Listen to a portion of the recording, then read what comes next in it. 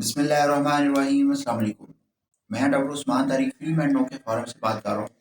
آج کی جو ویڈیو ہے وہ پچھلی ویڈیو کے تسلسل میں ہے کہ جس میں ہم نے ذکر کیا تھا کہ جو حاملہ خواتین ہیں ان کو کون سی احتیاطیں کرنی چاہیے، اور ان جو مختلف قسم کے مسئلے مسائل ہیں جو بچوں میں مختلف نقائص پیدا ہوتے ہیں ان کی کیا وجوہات ہوتی ہیں اور کن کن چیزوں سے اوائڈ کرنا چاہیے۔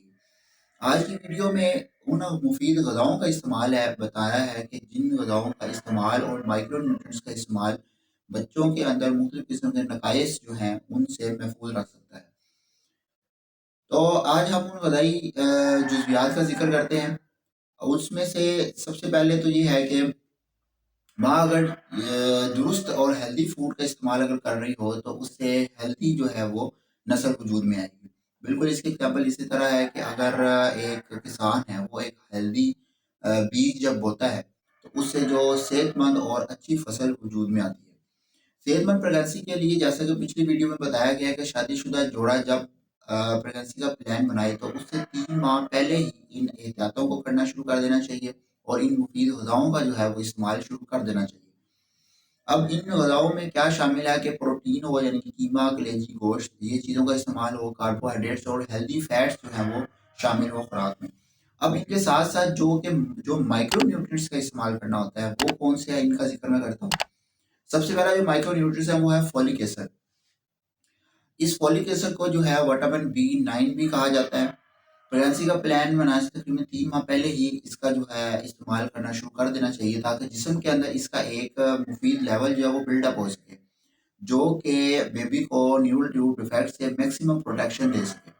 اب نیورل ٹیوب ڈیفیکٹس کیا ہوتے ہیں کہ اس میں یہ ہو سکتا ہے کہ بچے کے دماغ کے اندر کا جو پانی ہے وہ زیادہ ہو جائے یا اس کی کمر پر پھوڑا بن جاتا ہے۔ یہ مسئلے جو ہیں وہ نیورل ٹیوب ڈیفیکٹس میں آتے ہیں۔ اب فولک ایسڈ جو ہے وہ نیورل ٹیوب کو کلوز رکھنے میں مدد دیتا ہے اور بچے کی جو صحت مند نشو و نما ہے اس میں مدد دیتا ہے۔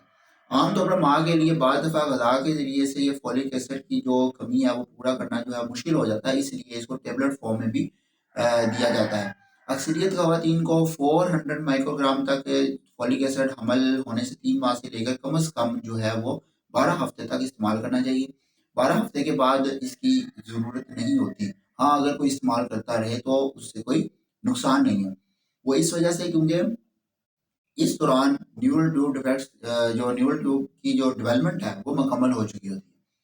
اب ان خواتین کا ذکر کرتا ہوں کہ جن میں اس کی ڈوز جو ہوتا ہے وہ زیادہ لینی پڑ سکتی ہے، جو کہ 5 ملی گرام تک بھی ضرورت پڑ سکتی ہے فولک ایسڈ کی۔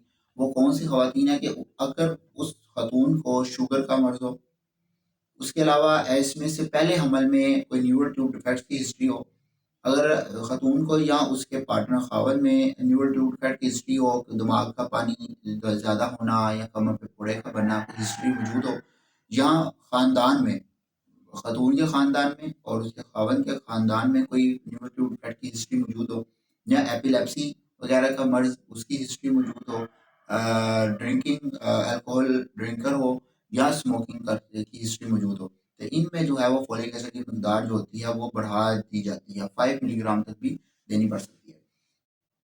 اب نیکسٹ پہ ہم بات کرتے ہیں کہ فولک ایسڈ کے سورسز کون کون سے ہیں۔ فولک ایسڈ کی گولی میسر ہوتی ہے، الگ گولی میں بھی آتی ہے۔ اس کے علاوہ جو ملٹی وائٹامنز ہیں اس کے اندر کمبینیشن میں بھی فولک ایسڈ آتا ہے۔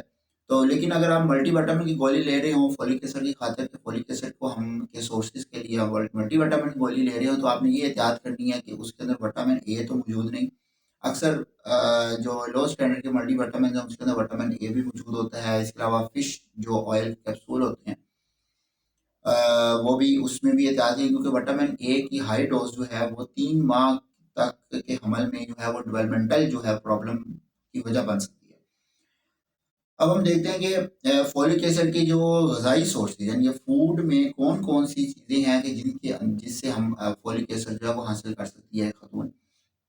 اس میں یہ ہے کہ پالک ہو اور سبز پتوں والی سبزیاں ہوں، اس کے علاوہ مٹر ہے، لوبیا ہے، پھول گوبھی ہے، چکندر ہے، اسٹرابری ہے اور مالٹے ہیں اور بروکلی ہے۔ یہ فوڈس ہیں، سبزیاں اور پھل ہیں کہ جس کے اندر سے ہم فولک ایسڈ جو ہے وہ حاصل کر سکتی ہے ایک خاتون۔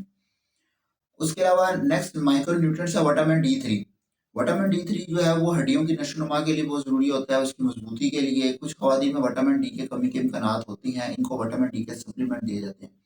तो ये हमल से पहले भी और दौरान हमल भी लेते रहना चाहिए, लेकिन मुस्तनद डॉक्टर की जो है वो तजवीज़ के मुताबिक विटामिन डी का इस्तेमाल करें। उन खवातीन में अक्सर कमी होती है कि जिनका सन एक्सपोजर नहीं होता, बहुत जल्द को धूप नहीं लगती और खुली फजा में बहुत कम वक्त गुजारती हैं, उनके अंदर जो है वो विटामिन डी की कमी होने के चांसेस होते हैं।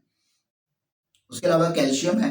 कैल्शियम के सप्लीमेंट इब्तदाई हमल में देने की अगर कोई ख़ास वजह मौजूद ना हो, तो उस इनका सप्लीमेंट देने की ज़रूरत आमतौर पर नहीं होती और ये फिर इसका जो कैल्शियम देने की जो टाइम होता है वो 14 वीक्स के बाद शुरू किया जाता है और फिर लगातार हमल के दौरान तक जारी रहता है। अगर हमल होने से 3 माह पहले अगर अच्छी ख़ुराक शुरू कर दी हो, तो अनीमिया होने के चांसेस भी जो होते हैं वो नहीं होते। कोई इस तरह का मसला जो नहीं पैदा होता। यानी कि हमल से पहले अगर आयरन पर मुश्तमिल ग़िज़ाएँ हैं, कीमा, कलेजी, गोश्त वगैरह का और अंडा वगैरह का इस्तेमाल अच्छा किया हो, मामूल के मुताबिक खाई जा रही हों ये ग़िज़ाएँ, तो दौरान हमल अनीमिया यानी खून की कमी का मसला पैदा नहीं होता। और अगर किसी को ये मसला लाक हो भी जाए, तो हल्की-फुल्की जो मेडिसिन से टेबलेट फॉर्म से ही वो जो है इसका मसला जो होता है वो आयरन का हल हो जाता है।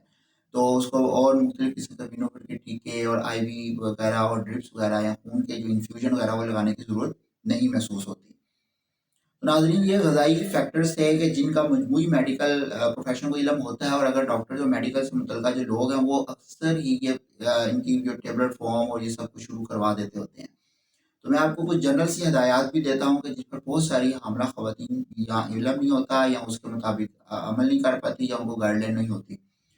तो फिर इस वजह से फिर बहुत से मसले पैदा हो सकते हैं। अब इन जनरल हदायत में देखते हैं कि कौन-कौन सी हदायत हैं। सबसे पहले जो बताता है जो आपने अवॉइड करनी है ग़िज़ाएँ, यानी कि वो आपने बिल्कुल नहीं खानी। अगर आपकी ग़िज़ा में हमल से पहले भी और दौरान हमल भी अगर आपकी ग़िज़ा में जो है बैड सैचुरेटेड फैट यानी कि बनस्पति घी और मार्केट में मैसर आम जो प्रोसेस्ड कुकिंग ऑयल वगैरह शामिल हैं, तो आप उनसे अवॉइड कर लें, उनको बिल्कुल ही छोड़ दें। उसके अलावा चीनी मिली ग़िज़ाओं का इस्तेमाल जो है वो छोड़ दें। आपके बच्चे के मुस्तक़बिल में ज़िंदगी में हाई ब्लड प्रेशर या मोटापे का शिकार होने के चांसेस हो सकते हैं, जो बहुत ज़्यादा इस दौरान भी और हमल से पहले भी, हमल के दौरान भी चीनी मिली ग़िज़ाओं का इस्तेमाल और इस प्रोसेस्ड फूड्स का इस्तेमाल जो है वो अगर ज़्यादा करें। उसके अलावा कैफ़ीन है कि एक दिन के अंदर 200 मिलीग्राम कॉफ़ी का जो इस्तेमाल जो है, जो कि इंस्टेंट कॉफ़ी के 2 मग्ज़ के में पाई जाती है, ये वूम में यानी कि बच्चादानी में मौजूद जो बेबी के लिए नुकसानदा होता है। लिहाजा जब भी कॉन्ट्रासेप्टिव को बंद करें और प्रेगनेंसी का प्लान बने, तो कॉफ़ी की ज़्यादा मिकदार से जो है वो बचना ही सेफ होता है। और कॉफ़ी का बहुत ज़्यादा इस्तेमाल जो है वो मिसकैरेजेस का रिस्क भी बढ़ा देता है। बहुत सारी चॉकलेट्स हैं जिसमें कॉफ़ी मौजूद होती है, इसका इस्तेमाल भी नहीं करना चाहिए। उसके अलावा मुफ़ीद ग़िज़ाएँ अब हैं कि कौन-सी मुफ़ीद ग़िज़ाएँ हैं जिनको आपने इस्तेमाल करना है। उनमें अनसैचुरेटेड यानी गुड फैट्स ज़्यादा इस्तेमाल करें, मसलन organic extra virgin olive oil हो, flax seeds, nuts, oily fish है, एवोकाडो वगैरह ये शामिल हैं। होल ग्रेन्स और हाई फाइबर वाली ग़िज़ाओं का भी इंतखाब करें और प्रोसेस्ड फूड्स मसलन व्हाइट ब्रेड और मैदा से बनी ग़िज़ाएँ और जो पॉलिश राइस हैं, पॉलिश्ड हों, उनसे परहेज़ करें। ताज़ा फल और सब्जियाँ ने छिलके वाली जो दालें हैं, उनका इस्तेमाल करें।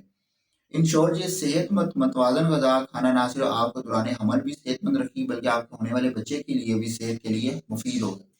तो हेल्दी प्रेगनेंसी के लिए बेस्ट फूड्स वही हैं जो सेहतमंद रहने के लिए ज़रूरी हैं। तो जिन फूड्स के बारे में आपको बताया, उन फूड्स का इस्तेमाल करें। हेल्दी फूड्स हों, फल और सब्जियाँ उनका इस्तेमाल हो, हेल्दी जो फैट्स हैं, ऑलिव ऑयल है, फ्लैक्स सीड है, इनका इस्तेमाल ज़्यादा करें और जितनी भी प्रोसेस्ड फूड, फाइन फ्लोर की चीज़ें हैं, चीनी, मैदे की ग़िज़ाएँ जो हैं, उनसे आप अवॉइड करें। तो खुद भी खुद की भी सेहत ठीक रहेगी, जो होने वाला बेबी है उसकी भी नशोनुमा अच्छी भी होगी और बाद में भी वो हेल्दी लाइफ जो है उसकी भी गुजरेगी। तो एंड में ये कि मेरे चैनल को सब्सक्राइब करें, लाइक करें और शेयर करें। Thank you very much.